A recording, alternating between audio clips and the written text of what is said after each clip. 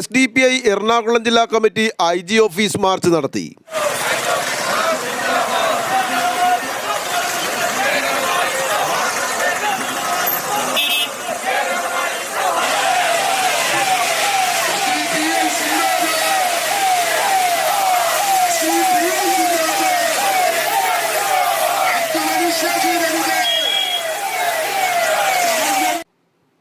എട്ടുപേർ കൊല്ലപ്പെട്ട കളമശ്ശേരി ഭീകരാക്രമണ അന്വേഷണം അട്ടിമറിക്കാൻ SDPI അനുവദിക്കില്ലെന്ന് സംസ്ഥാന സെക്രട്ടറി ജോൺസൺ കണ്ടഞ്ചിറ വ്യക്തമാക്കി.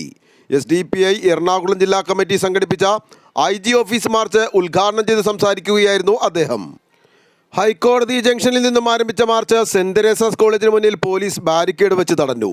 തുടർന്ന് നടന്ന പ്രതിഷേധ യോഗത്തിൽ ജില്ലാ പ്രസിഡന്റ് VK ഷൗക്കത്ത് അലി അധ്യക്ഷത വഹിച്ചു. ജില്ലാ general secretary Ajmal K Mujeeb, women India movement ജില്ലാ പ്രസിഡന്റ് സുമയ്യ സിയാദ്, ജില്ലാ സെക്രട്ടറി ബാബു മാത്യു, സിറാജ് ഗോയ എന്നിവർ സംസാരിച്ചു.